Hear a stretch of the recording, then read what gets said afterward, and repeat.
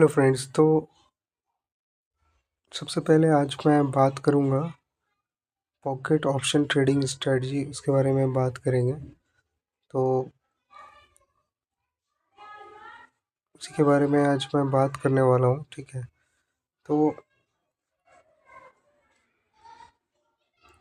आपको चीज़ें आनी चाहिए, ठीक है। और आपको बाय और सेल कैसे करना है किसी भी शेयर में, जैसे कि अभी मैंने रिलायंस इंडस्ट्री का बता रहा हूँ।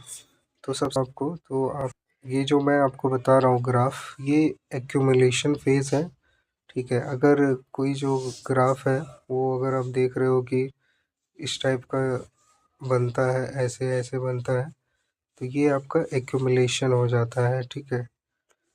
और दूसरा आपका अगर जो है, अगर एक्यूमुलेशन फेज आपका इसको ब्रेक करता है तो अप ट्रेंड माना जाता है, ठीक है। अप ट्रेंड हो गया। दूसरा आपका एक फेज होता है, जैसे कि यहाँ से ब्रेक दिया इसने, ठीक है।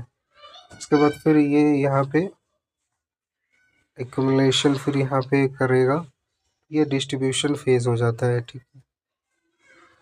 कि यहाँ से अप ट्रेंड चला है तो ये अप ट्रेंड है। तो यहाँ से अगर ये इधर गिरता है तो ये डिस्ट्रीब्यूशन फेज हो जाता है। तो यही ये जो लाइन है ये डिस्ट्रीब्यूशन हो गया आपका, और ये डाउन ट्रेंड में चला जाता है। तो दोबारा से देख लेते हैं हमारा जो ग्राफ है। तो ये आपका एक्यूमुलेशन फेज है, ठीक है। ये यहाँ पे डिस्ट्रीब्यूशन आपका है, तो यहाँ से फिर डाउन ट्रेंड माना जाता है।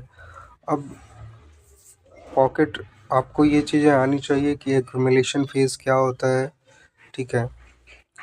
तो ये आपका एक तरह से ओवरबॉउट जोन भी मान सकते हो, ठीक है। तो इसके बाद अब ग्राफ पे देखते हैं तो आपको स्ट्रेटजी फॉलो कैसे करनी है। तो अब जैसे कि यहाँ पे आप देख रहे हो, इस जगह जो शेयर एक्यूमुलेशन हो रहा है, ठीक है। अब यहाँ से ब्रेक दिया इसने, आपको मार्क करना है। और यहाँ पे आप देख रहे हो 20 EMA के ऊपर जा रहा है प्राइस। तो यहाँ से आपको जो है लॉन्ग पोजीशन आप ले सकते हो रेसिस्टेंस तक, ठीक है। और सेम अगर आप देखोगे यहाँ पे डिस्ट्रीब्यूशन फेज हो गया, ओवरबाउट जोन में आ गया, ठीक है। तो डिस्ट्रीब्यूशन फेज में जाने के बाद जो शेयर आप देखोगे, अब देखो थोड़ा सा मैं यहाँ पे कर देता हूँ। तो इस जगह पे जो आप देख रहे हो ये डिस्ट्रीब्यूशन फेज हो गया। मैंने रिलायंस का चार्ट लिया है, तो ये ओवरबाउट जोन में आ गया है ना, ओवरबाउट।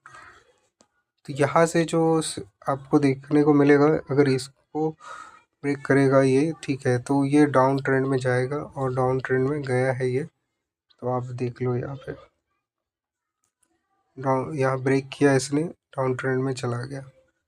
तो काफ़ी फिर से जो है एक नया सपोर्ट लेवल इसने बनाया, इसको ब्रेक किया इसने, और यहाँ से प्राइस नीचे गया। तो ये एक डिस्ट्रीब्यूशन फेज है, डाउन ट्रेंड। इसके बाद फिर इसने जो है यहाँ पे फिर ब्रेक दिया, इस जगह सपोर्ट बनाया इसने, यहाँ पे फिर इसने 20 मूविंग एवरेज के ऊपर हुआ। बट इस जगह आपको ट्रेड नहीं लेना है, ठीक है। जब तक प्राइस जो है इसके ऊपर 200 मूविंग एवरेज के ऊपर क्लोज दे, तभी आपको लॉन्ग पोजीशन के लिए जाना है। फिर यहाँ पे भी आपको ट्रेड नहीं लेना है, ठीक है। डिस्ट्रीब्यूशन फेज हो गया, यहाँ पे देखो प्राइस नीचे आ रहा है, जब तक क्लोजिंग ना दे, ठीक है। तो एक ट्रेड अब मुझे यहाँ पे मिल जाएगा। तो ये आप देख रहे हो कि इसके नीचे कैंडल बन रहा है 20 मूविंग एवरेज के नीचे, और प्राइस जो है फुल्ली डाउन ट्रेंड में अभी जा रहा है। तो आप देखो, तो शॉर्ट पोजीशन यहाँ से काफ़ी सपोर्ट लेवल तक मिल जाएगा। तो काफ़ी मिला, फिर सपोर्ट लेवल से आपको एग्जिट करना है, ठीक है। तो काफ़ी मिला, इसके बाद फिर आपको लॉन्ग पोजीशन जाना है। तो DMA लगाया मैंने 10 DMA और 20 DMA के ऊपर प्राइस आया तो फिर आपको यहाँ पे बाइंग करना है और इसको लॉन्ग पोजीशन में जाना है।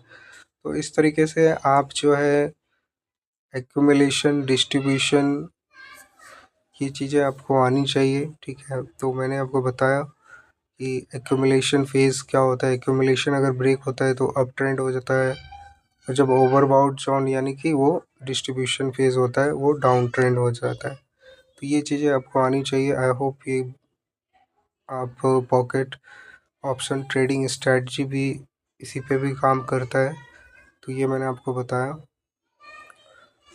तो आपको दो चीज़ें देखनी है कि 20 मूविंग एवरेज के ऊपर प्राइस क्लोज दे रहा है प्लस EMA के, तो आपको लॉन्ग पोजीशन जाना है। वहीं पे अगर 20 मूविंग एवरेज के नीचे प्राइस जा रहा है और EMA के नीचे भी क्लोजिंग दे रहा है ये, तो आपको एक शॉर्ट पोजीशन के लिए जाना है।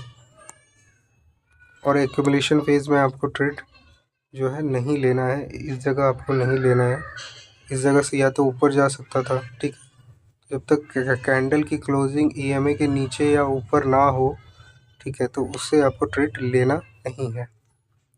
तो अप ट्रेंड का भी देख लेते हैं।